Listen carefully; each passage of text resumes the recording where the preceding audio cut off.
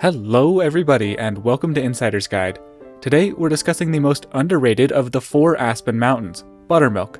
Despite its reputation as a glorified bunny hill and terrain park, Buttermilk offers an enjoyable experience for all if you handle it right. For those new, in this series we tell you everything we'd want to know before skiing a mountain for the first time. So with that, let's begin. An Insider's Guide to Ski Resorts, Buttermilk.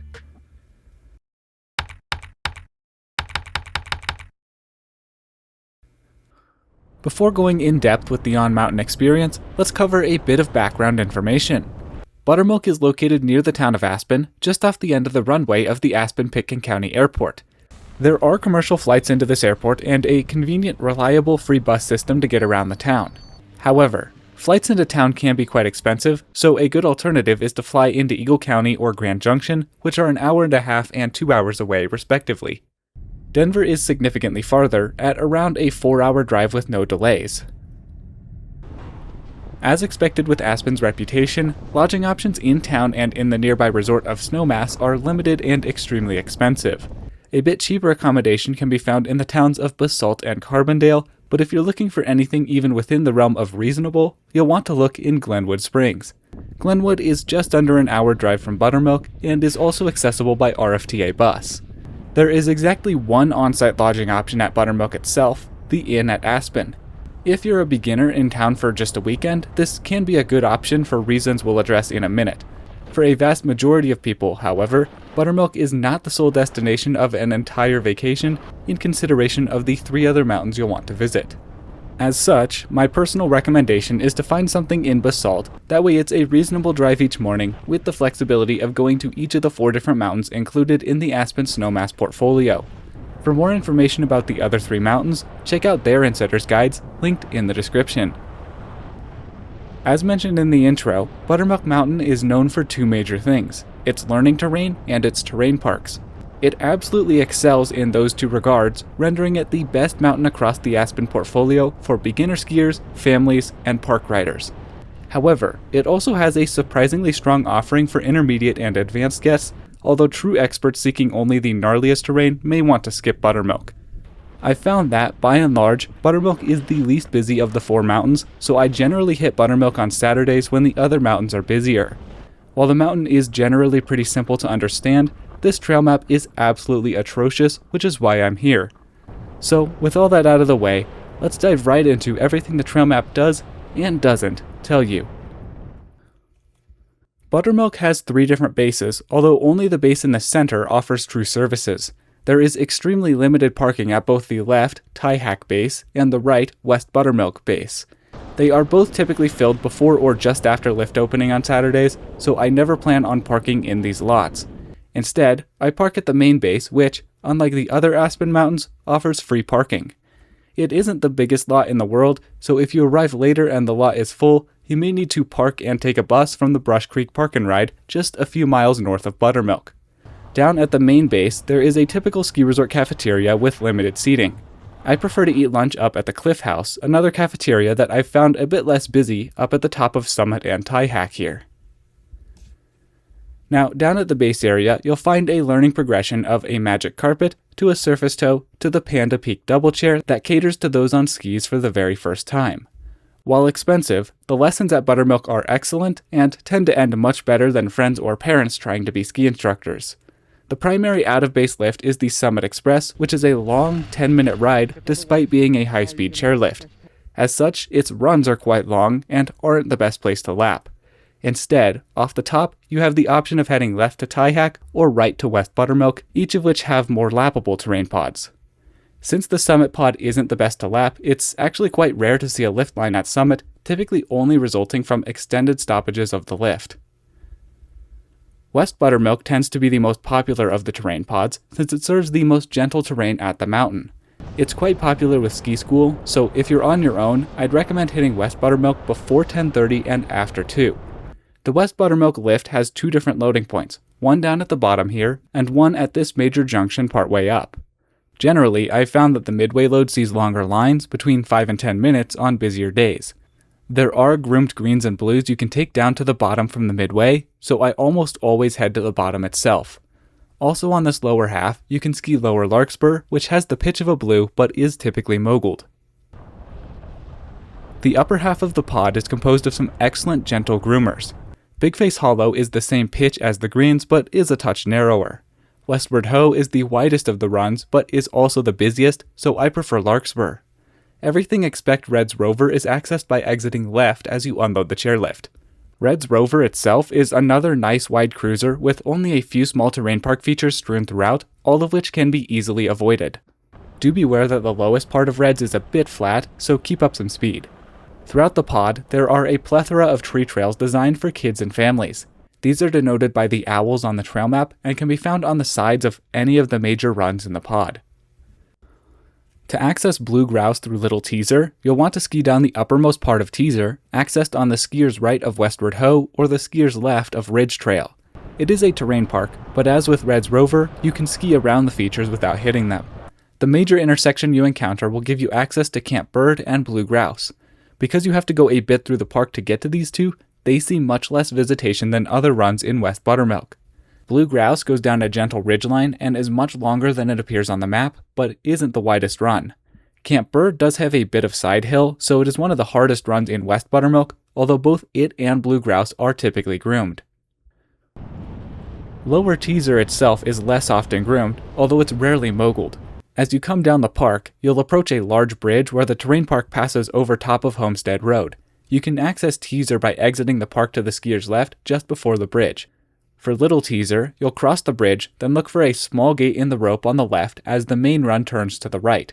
Little Teaser starts with a long flat stretch, but don't be fooled.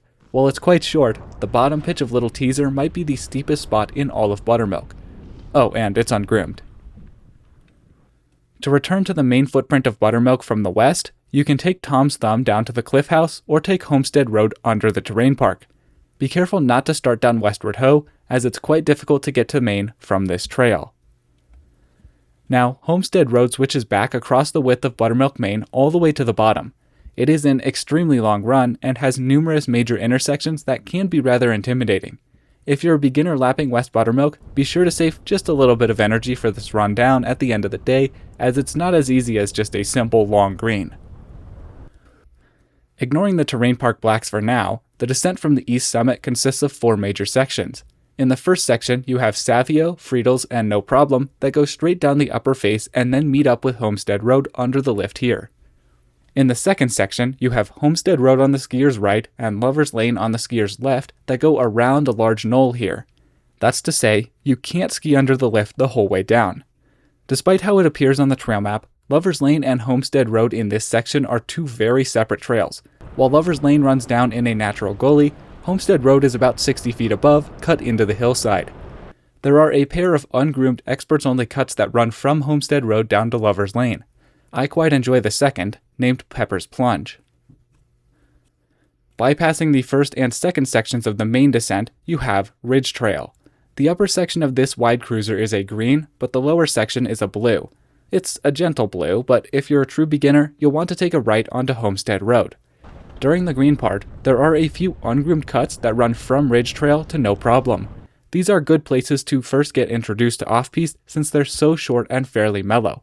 If you dive off Homestead Road to the skier's left after Ridge Trail here, there's a fun, perfectly straight, narrow cut through the trees. While I would recommend this for experts only, it's a fun adventure lap. Both the blue section of Ridge Trail and the straight tree trail drop you onto Lover's Lane, with no option to access Homestead Road. The third segment of the main Buttermilk descent offers access to 2 excellent blue cruisers, Lower Savio and Bear. However, these 2 trails can only be accessed by taking Homestead Road and cannot be accessed from Lover's Lane until their lower halves. The lowermost part of Lover's Lane has a small terrain park with gentle rollers and bank turns, which is fun for any member of the family. Over by Baby Doe, there is often an extra small halfpipe as well. There are a few adventure zones in this area as well, but they're pretty mundane compared to those of West Buttermilk. The fourth and final segment of the descent offers only 2 options, Columbine or Homestead Road. Columbine goes straight down the face, while Homestead Road continues to crisscross back and forth. This lower area gets extremely busy, often gets slushy, and is where everyone is tired and just wants to finish their lap. As such, regardless of which run you choose to take, keep your head on a swivel. Also lappable via the summit lift are the terrain parks. In all discretion, I'm not a park skier and don't venture outside of small features. As such, I'm not a good authority on these, and instead will defer to the descriptions written on the Buttermilk website, which I've linked in the description. Finally, let's take a look at the Tiehack terrain. While West Buttermilk takes you to a slightly different summit, Tiehack goes to the same main unload point as the Summit Express. If you follow the groomed path that starts under the lift, you'll head down Klaus's Way, which offers access to the excellent quartet of Sterner, Tiehack Trail, Javelin, and Racer's Edge. These runs get rotational grooming, meaning they don't get groomed nightly. Instead, the grooming tends to alternate between one night doing the left two and the other night doing the right two, although this likely changes due to demand and snow conditions. They do typically only groom one half of these trails, leaving the other half as general off-piste. If you're looking to get some real speed, these are the runs to do so, especially the left three. Timberdoodle Glade is a fairly easy glade because the trees are spaced quite far apart. It's a super fun run. There are lots of small off-piste segments lower down, some of which follow the path of a summer hiking trail, so they're narrow and twisty. Do keep an eye out for brush poking up through on these lower off-piste areas, though. If you start down Klaus's Way but take a quick left, you'll start down Ptarmigan and Buckskin, keeping skiers left to access the latter. You can also head down Savio and cut to the right to get to Buckskin. Both Ptarmigan and Buckskin are excellent cruisers, although they are a touch steeper than some of the other blues. Both runs merge together at this major intersection.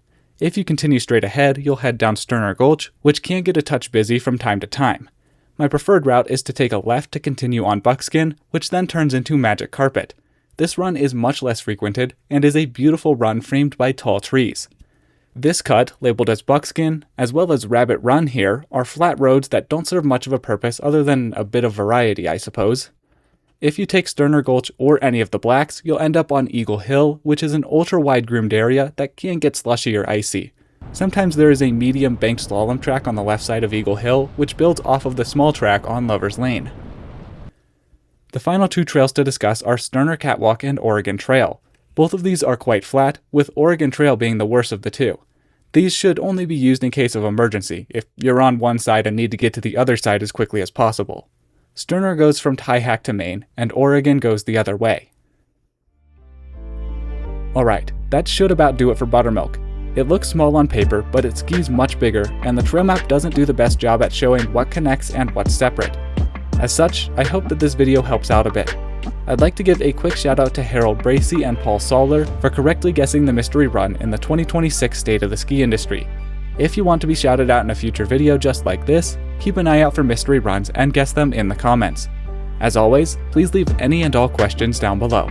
If you enjoyed this video or found it helpful, please consider subscribing to help support this stream. Thank you all so much for watching. All my love, I'm out.